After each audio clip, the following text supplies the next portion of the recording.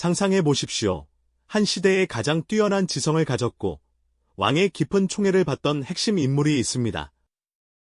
하지만 어느 날 갑자기 역적으로 몰려 무려 18년이라는 긴 세월 동안 유배 생활을 하게 된다면 그는 과연 무엇을 할 수 있을까요? 모든 것을 잃은 듯한 절망 속에서 그는 어떤 의미 있는 시간을 보내고 또 우리에게 어떤 위대한 유산을 남길 수 있을까요? 오늘 우리는 그 질문에 대한 답을 찾아 떠나보려 합니다. 조선 후기, 격변의 시대를 살아간 한 천재의 이야기 속으로 말이죠. 그의 삶은 단순한 한 인물의 역사를 넘어섭니다. 좌절을 딛고 일어서는 인간의 불굴의 의지, 그리고 불확실한 시대를 살아가는 우리 현대인에게도 깊은 울림을 주는 진정한 리더십과 지식인의 책무에 대한 메시지를 담고 있기 때문입니다. 오늘날 우리가 겪는 혼란과 고민 속에서 그의 이야기는 분명 새로운 시각과 용기를 선물해 줄 것입니다.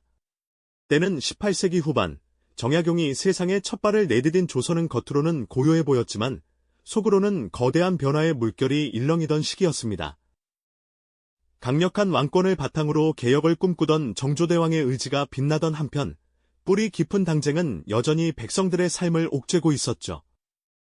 여기에 서양의 새로운 학문, 즉 서학이 조용히 유입되며 기존의 가치관에 도전장을 내밀기 시작했습니다. 양반 사대부들은 여전히 학문과 예법에 몰두했지만 저작거리 민초들의 삶은 고단함의 연속이었습니다. 이처럼 기대와 불안, 희망과 혼돈이 뒤섞인 역동적인 시대의 서막이었습니다.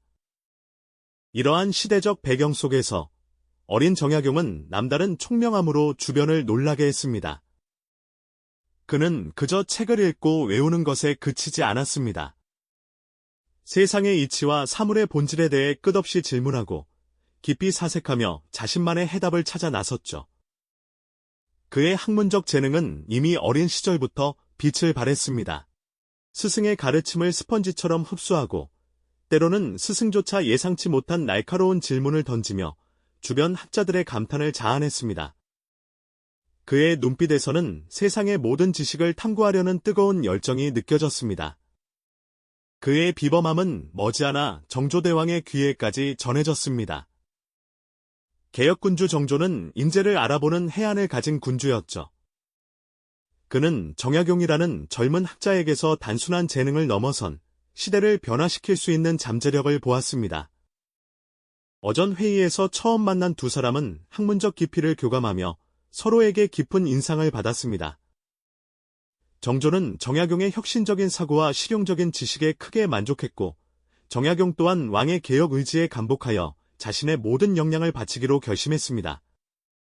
왕의 전폭적인 신뢰와 총애를 받게 된 정약용은 이제 자신의 천재성을 마음껏 펼칠 기회를 얻게 됩니다.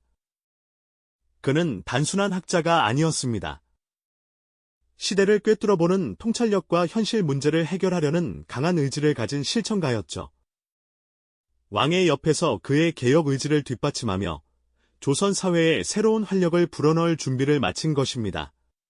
하지만 이처럼 희망찬 시작 뒤편에는 아직은 보이지 않는 거대한 그림자가 서서히 드리워지고 있었습니다. 그의 앞날에는 예측할 수 없는 도전과 시련이 기다리고 있었으니 말입니다. 정조의 굳건한 신뢰를 바탕으로 정약용은 이제 자신의 놀라운 재능을 마음껏 펼치기 시작합니다. 그는 단순히 책상에 앉아 이론을 탐구하는 학자에 머무르지 않았죠. 실제 백성들의 삶을 개선할 수 있는 구체적이고 실용적인 방안들을 끊임없이 고민했습니다. 그가 참여한 가장 대표적인 사업 중 하나는 바로 수원 화성 건설이었습니다. 당시 조선의 기술력으로는 상상하기 어려웠던 거대한 규모의 성곽을 짧은 시간 안에 완공해야 하는 난제 앞에 모두가 고개를 저었습니다. 하지만 정약용은 달랐습니다.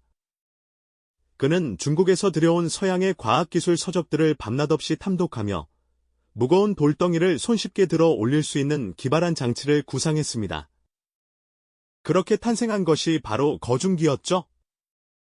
여러 개의 도르래를 정교하게 연결해 적은 힘으로도 육중한 물체를 번쩍 들어 올리게 만든 이 기계는 성벽을 쌓는 데 필요한 막대한 시간과 인력을 획기적으로 줄여주었습니다.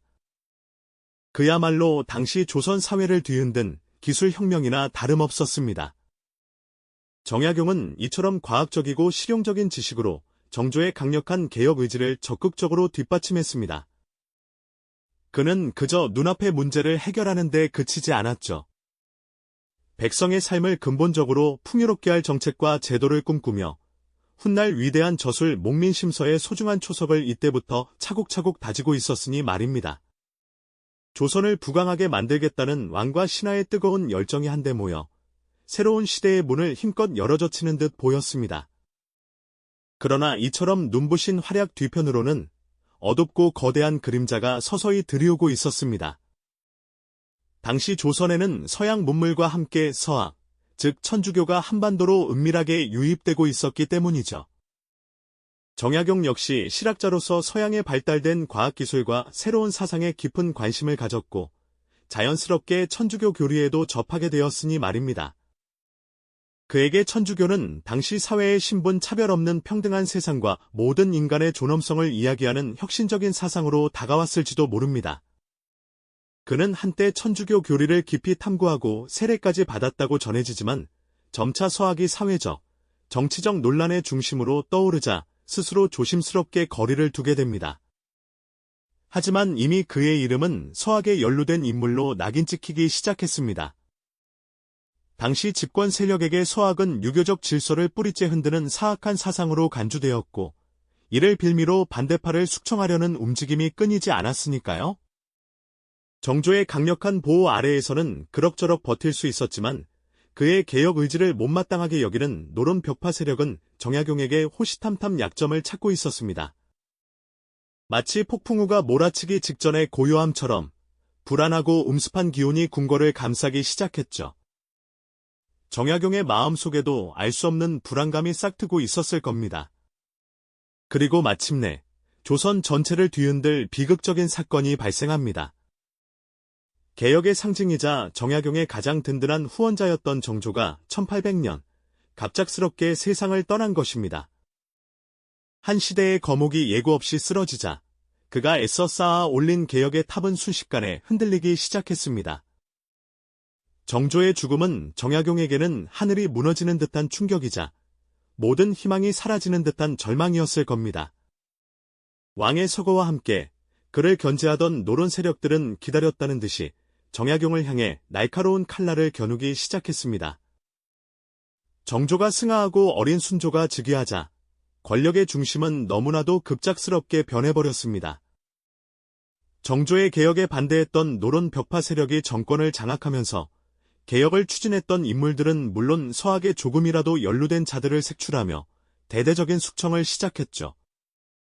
이들은 정조 시대의 개혁 정책들을 모두 뒤엎고 자신들의 기득권을 더욱 강화하려 했습니다. 정약용은 이제 더 이상 왕의 보호를 받을 수 없는 그야말로 풍전등화와 같은 위태로운 처지에 놓였습니다.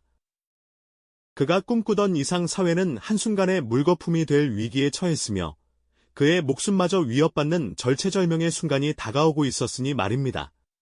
정조의 서거는 마치 거대한 방파제가 무너진 것과 같았습니다. 그가 사라지자 노론 벽파 세력은 기다렸다는 듯이 정약용을 향해 매서운 칼날을 겨누었죠. 개혁의 희망은 산산조각 났고 백성들을 위한 그의 꿈은 한순간에 물거품이 될 위기에 처했습니다. 결국 1801년 조선을 송두리째 뒤흔든 신유박해가 터지면서 서학을 믿는다는 명분 아래 수많은 개혁 세력과 남인들이 숙청당했습니다. 그 중심에는 정약용이 있었으니 그는 모진 고문과 취조를 견뎌야 했습니다. 결국 정약용은 강진으로 유배를 떠나게 됩니다. 정든 집과 사랑하는 가족을 뒤로한 채 떠나는 길은 얼마나 고통스러웠을까요? 갓난아이였던 막내딸을 두고 발걸음을 떼어야 했던 아버지의 심정은 감히 헤아릴 수 없었을 겁니다. 그저 눈물로 뒤범벅된 채 하염없이 멀어져가는 가족들의 뒷모습만을 바라보았을 뿐이죠. 삶의 터전을 잃고 낯선 강진 땅에서 시작된 유배 생활은 처음부터 고난의 연속이었습니다. 초라한 주막방 한 칸에서 때로는 동네 아이들을 가르치며 생계를 이어가야 하는 고독하고 힘든 나날이었죠. 하지만 정약용은 절망의 늪에 빠져 있을 수만은 없었습니다. 그에게는 여전히 백성과 나라를 향한 뜨거운 마음과 학자로서의 사명이 남아 있었으니까요. 그는 이 모든 고통과 좌절을 북구대 담아 수많은 책들을 집필하기 시작했습니다. 18년이라는 긴 유배 기간 동안 그는 무려 500권이 넘는 방대한 저술을 남겼으니 실로 경이로운 일이 아닐 수 없습니다. 유배지에서 만난 백성들의 힘겨운 삶은 그의 글쓰기에 더 깊은 울림을 주었습니다. 그들이 겪는 고통의 근원을 파고들고 어떻게 하면 이 백성들을 위한 이상적인 사회를 만들 수 있을지 밤낮으로 고민했죠. 그가 남긴 대표적인 저서들을 한번 살펴볼까요? 먼저 국가 통치체제 전반의 개혁 방안을 담은 대작, 경세유표가 있습니다. 그는 이 책을 통해 당시 조선 사회의 병폐를 날카롭게 진단하고 이상적인 국가 운영의 청사진을 제시했습니다. 또한 목민심서는 지방관이 백성을 다스리는 도리와 실천 방안을 꼼꼼히 기록한 책입니다.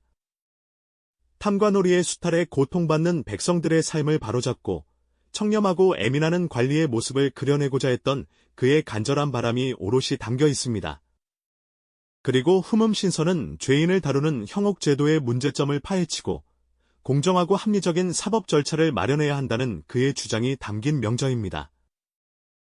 억울한 죽음을 막고 생명을 존중하려는 그의 인도주의적 정신이 돋보이는 부분이죠. 이처럼 정약용은 유배라는 절망적인 상황 속에서도 오히려 더욱 깊이 사색하고 연구하며 조선 사회의 근본적인 개혁을 위한 지적 토대를 마련했습니다. 그의 사상은 탁상공론이 아닌 현실에 발 딛고 선 생생한 지혜였던 셈입니다. 고독과 절망 속에서 피어난 그의 불굴의 의지는 마치 암흑 속에서 빛을 밝히는 등불처럼 후대에게 길이 전해질 위대한 지적 유산으로 남게 됩니다. 한 인물의 좌절이 어떻게 인류의 지성사에 영원히 기억될 업자로 승화될 수 있었는지 참으로 경이로운 순간이 아닐 수 없습니다. 그렇게 절망 속에서 피워낸 위대한 지적 유산들이 빛을 발하는 동안에도 시간은 어김없이 흘러갔습니다. 마침내 18년이라는 기나긴 유배의 세월을 뒤로하고 고향의 품으로 돌아왔을 때 정약용의 얼굴에는 깊어진 주름과 함께 세상의 풍파를 견뎌낸 지친 기색이 역력했죠. 그의 눈빛은 여전히 백성을 향한 따뜻한 마음과 시대를 꿰뚫는 통찰로 빛났지만 세월의 무게는 그를 피해갈 수 없었던 모양입니다. 오랜 고독과 사색의 시간을 거쳐 돌아온 고향의 풍경은 낯익으면서도 어딘가 모르게 쓸쓸했습니다.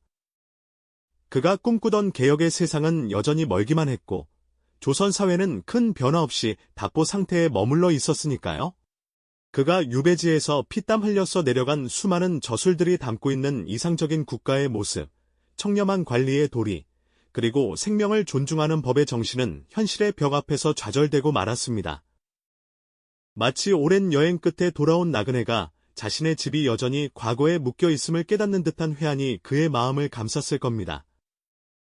하지만 정약용은 그 좌절 속에서도 결코 포기하지 않았습니다. 그는 자신이 직접 꿈꾸던 세상을 펼칠 수는 없었지만 미래를 위한 씨앗을 뿌리는 일에 몰두했죠. 고향에 머물며 수많은 후학들을 양성하고 자신의 학문적 깊이와 시대를 향한 고민을 아낌없이 전수했습니다. 제자들에게는 단순히 지식을 가르치는 것을 넘어 백성을 사랑하고 사회의 모순에 맞서는 진정한 지식인의 자세를 일깨워주려 노력했죠. 그의 삶은 비록 직접적인 개혁은 이루지 못했을지라도 다음 세대가 더 나은 세상을 꿈꿀 수 있도록 등불을 밝혀주는 초연한 지혜로 가득했습니다. 정약용은 그 후에도 마지막 숨을 거두는 순간까지 백성들의 삶을 더 이롭게 할 방안을 끊임없이 고민했습니다. 그의 노년은 비록 화려한 관직 생활과는 거리가 멀었지만 진정한 의미에서 가장 충만하고 깊이 있는 시간이었을 겁니다. 그가 남긴 방대한 저술들은 단순히 과거의 기록이 아니라 시대를 초월하여 오늘날 우리에게도 유효한 가르침을 전하고 있습니다. 불확실한 시대를 살아가는 현대인들에게 진정한 리더십이란 무엇인지, 그리고 지식인의 사회적 책무는 어디까지인지를 묵직하게 되묻고 있는 것이죠. 정약용의 삶은 한 천재 지식인이 시대의 한계 앞에서 얼마나 고독하게 싸웠는지, 그리고 그 좌절 속에서도 인류의 보편적 가치를 향한 불굴의 의지가 어떻게 위대한 유산으로 승화될 수 있었는지를 보여주는 감동적인 증거가 아닐까요?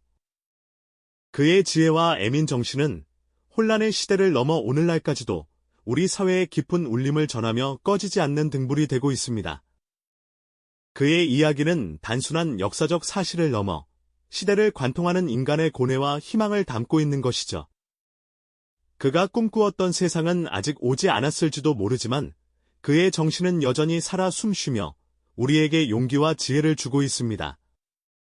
이 영상이 도움이 되셨다면 좋아요와 구독 부탁드립니다. 여러분의 응원이 제게 큰 힘이 됩니다.